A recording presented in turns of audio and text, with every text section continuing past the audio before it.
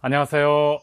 장창호 삼국유사. 지난 시간 검은고 갑을 쏴라에 이어서 오늘은 지정왕과 이사부에 대해서 말씀드리겠습니다.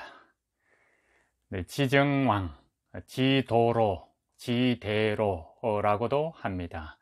그 지정은 원래 마립간이라는 칭호를 갖고 있는데 나중에 왕이라는 칭호로 바꾸어 쓰게 됩니다. 국호도 계림 스라벌에서 이렇게 스라벌로도 불리고 계림으로도 불리고 또 신라도 가끔 쓰긴 했습니다.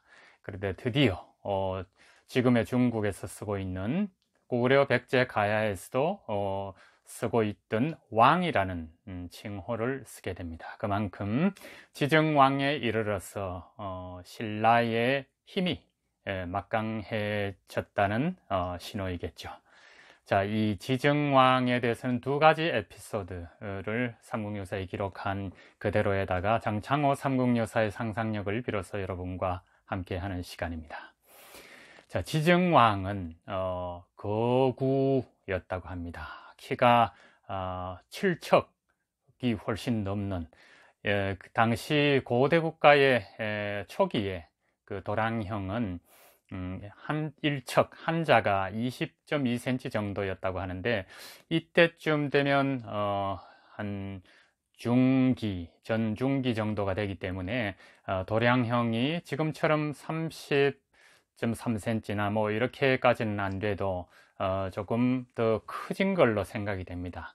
어쨌든 거의 당시에는 석탈해가 한 180, 190 정도 되는데 아주 거인이었기 때문에 지정왕도 그 정도 되지 않았나 이렇게 생각이 됩니다.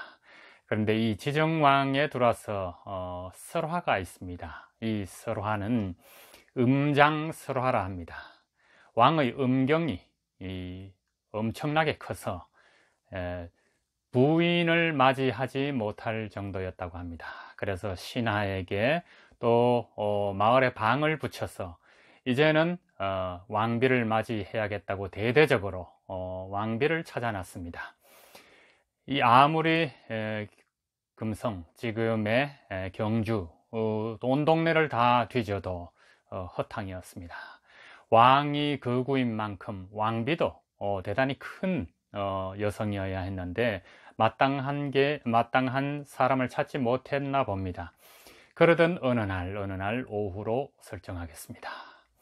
모량부를 방문을 했는데 큰 나무 밑에 어떤 신장로 쪽에서 개 2마리가 엄청난 크기의 똥을 서로 먹으려고 싸우는 거였습니다. 그래서 신하들이 깜짝 놀래 가지고 아니 웬 똥이 말똥도 소똥도 아닌데 말똥보다 소똥보다 더 큰 이 똥이 무엇이냐 하고 물으니까 옆에 있던 소녀가 대답을 했습니다.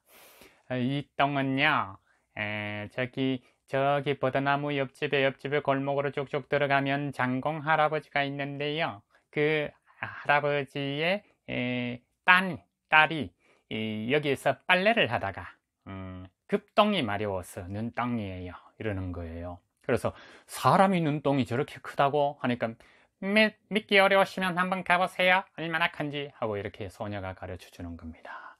그래서 신하가 됐다 해서 바로 달려갔습니다. 달려갔더니 정말 어마어마한 거구의 기록이 나옵니다. 7척 반. 그러면 현대 도량형으로 치면 2m 한 25cm 정도가 될 겁니다. 아마 그 정도 거인이었을지는 모르겠습니다. 한 180, 190 정도로 저는 생각을 합니다. 자, 그렇게 해서 그 여성을 가마로 모셔가지고 왕궁까지 직접 달려갑니다. 그래서 지정왕이 보니까 굉장히 흡족하신 거예요. 그래서 두 사람이 드디어 혼인식을 합니다. 왕비로 맞아들였습니다. 영제 부인이라고 합니다. 이 두 부인, 두 부인이 아니고 이 왕과 왕비 두 거인이 낳은 첫 아들이 이 원종입니다. 태자가 되고 나중에 23대 신라의 왕이 되고 법흥왕입니다. 원종이 어릴 때 대단히 영민한 아이로 태어납니다. 자, 그 전에 이 음장설화를 말씀드렸기 때문에 이 말씀을 드려야겠습니다. 지정왕의 생식기, 음경이 어느 정도 크기였냐 하면 그게 1척 반으로 기록이 되어 있습니다. 그렇다면 정말 웬만한 남성의 팔뚝 정도는 될 거라고 생각합니다. 근데 이 설화라는 것은 전에 민간에서 내려오고 하면서 결국에 생식기의 크기만 강조되어서 마침내 지정왕의 생식기는 둘둘 말아서 어깨에 메고 다닐 정도였다 하는 이런 농담까지 전해졌다고 합니다. 자, 그래서 보통 여성으로서는 왕비에 앉힐 수가 없었던 거예요. 그래서 거구, 이 음장설화의 비유는 원래 무엇을 상징을 하는가 하면 왕과 왕비가 이렇게 생식기가 크고 왕성한 생산 활동을 한다. 그대로부터 이런 내용을 비유한 겁니다. 그러니까 왕의 생식기가 그렇게 크고 똥을 통해서 드러나는 왕비의 생식기가 결합을 하면 어마어마한 인물이 태어날 거다. 그리고 다산이라서 신라가 드디어 여태까지 계림 신라, 그 다음에 마립간, 거서간, 이사금 하면서 이렇게 왕의 칭호도 못 쓰고 있다가 드디어 다른 고대 국가의 반열에 들었다는 것을 의미하겠습니다. 자, 그래서 아주 똑똑한 아들인 원종이 태어났는데 이 원종과 함께 활약한 장군이 있습니다. 여러분 잘 아시는 울릉도의 오랑캐를 정벌한 누구죠? 네, 이사부입니다. 이 이사부 장군은 삼국유사에서는 박이종으로 나옵니다. 삼국사기에는 김시성을 가진 김이사부입니다. 그래서 우리가 역사책에서 배우고 흔히 알고 있는 대로 이사부로 말씀을 드리겠습니다. 그래서 원종과 이사부가 지혜를 짜냅니다. 물론 아무래도 원종이 연출을 하고 이사부는 주연 배우로 뛰지 않았나 이렇게 생각합니다. 드라마로 생각을 하면요. 당시에 울릉도는 아스라주에 속했습니다. 아빌라주에 속했습니다. 그 이주의 박이종, 그러니까 이사부가 나중에 정벌을 한 공으로 주도, 지금의 군수 정도 될 겁니다. 로 임명이 되기까지 합니다. 어떻게 됐느냐 하면 우릉도라고 불렀습니다. 울릉도와 독도를 이야기할 수도 있고 아니면 단순히 그냥 울릉도를 우릉도로 불렀을 수도 있습니다. 삼국유사에는 26,000 몇 걸음 이렇게 해서 울릉도의 크기가 나옵니다. 그 둘레가. 그걸로 보면 우릉도는 그냥 울릉도일 수도 있습니다. 하지만 독도에는 당시에 사람이 지금처럼 살고 있는 곳은 아니죠. 그래서 이 울릉도의 우회라는 장수가 왕이라고 칭하기도 합니다만은 오랑캐의 우두머리인 우회가 굉장히 그 우회도 거구입니다. 거구이고 카리스마로 통치를 나름대로 작은 섬나라, 섬을 자신의 왕국으로 운영을 하고 있었던 모양입니다. 그래서 바닷물이 굉장히 깊은데도 불구하고 그 항해술이 발달해서 저 남쪽에 있는 대마도, 대마도를 당시는 우리는 왜국이라고 말을 많이 했기 때문에 그 왜국을 정벌을 해서 왜왕의 딸 풍미라는 딸을 처로 맞이했습니다. 그래서 이 우회는 굉장히 기고만장하여 신라에 대해서 신라의 아빌라주 그 동해안을 노략질을 하면서 살고 있었습니다. 물론 어업 활동도 충분히 했을 겁니다. 하지만 이 당시에는 신라가 항해술 배를 만드는 기술과 바다를 건너는 이런 항해술이 이 우릉도의 우해 무리들보다 못했다고 합니다. 그래서 신라에서 이 우렁도까지 배를 타고 올 일이 없고, 그 다음에 접안을 하는 기술도 없기 때문에 마음 놓고 신라를 노략질하고 가고, 아주 작은 섬나라임에도 섬 오랑캐국인데도 불구하고 신라에다가 조공을 바치지 않았다고 합니다. 자, 지정왕이 가만히 있을 리가 없습니다. 이제 우리도 어깨당당한 고구려, 백제, 가야와 어깨를 견주는 그런 위치인데, 조그만 섬 오랑캐들이 조공을 바치지 않았으니까 이사부들어 명합니다. 자, 우렁도를 정벌하라.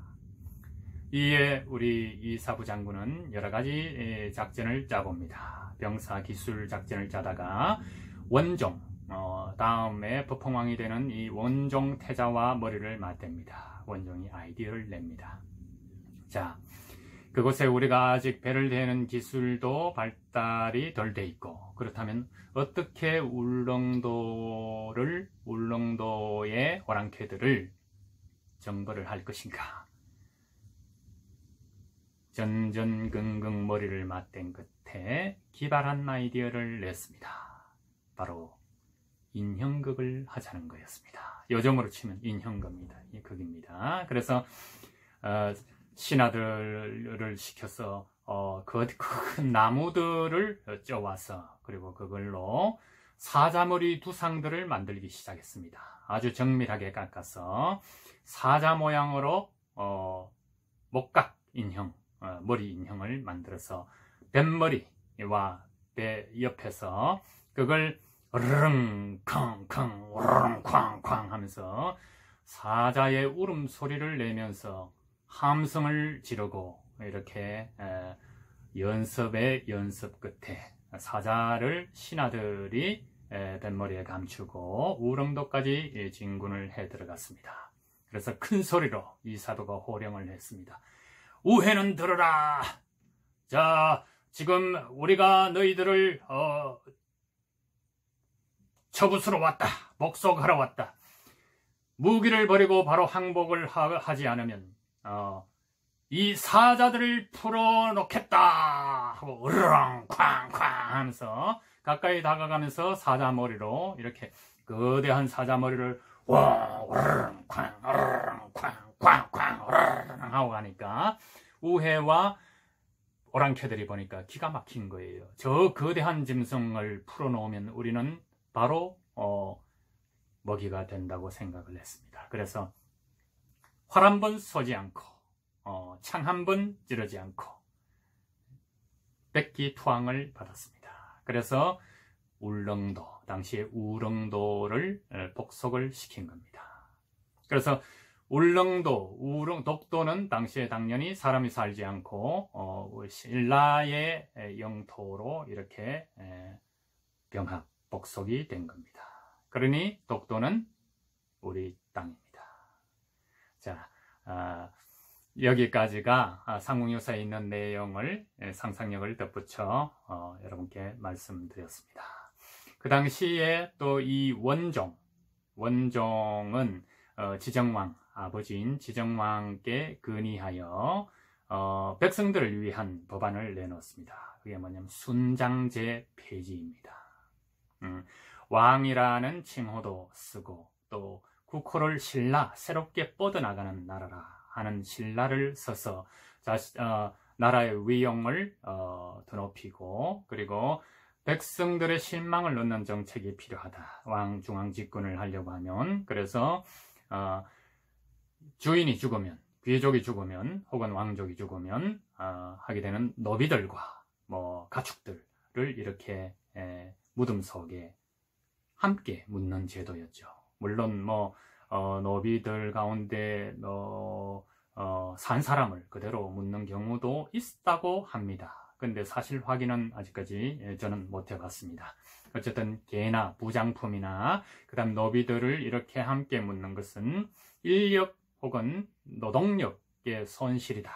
가축, 소나 돼지나 개를 이렇게 묻는 것은 손실이다 해서 앞으로 우리 신라가 번창하게 뻗어나가려면 노비도 백성의 힘도 필요하지만 노비도 백성이고요. 그리고 가축도 사실은 사람의 힘을 몇 배나 이렇게 소원화되지들은 해주지 않습니까? 그래서 모든 힘을 함께 모아서 살아가는 것이 좋겠다 해서 순장제를 폐지하는 신의 한 수를 두게 됩니다. 그리하여 다음 왕인 버펑왕, 원종이 버펑왕에 오르죠. 그때는 마침내 가야의 땅을 헌납받게 되는 대기록을 세우는 나라가 됩니다. 자, 오늘 여기까지 말씀드리고 내일은 신라의 정복군주인 진흥왕 편을 여러분께 말씀드리겠습니다. 또 뵙겠습니다.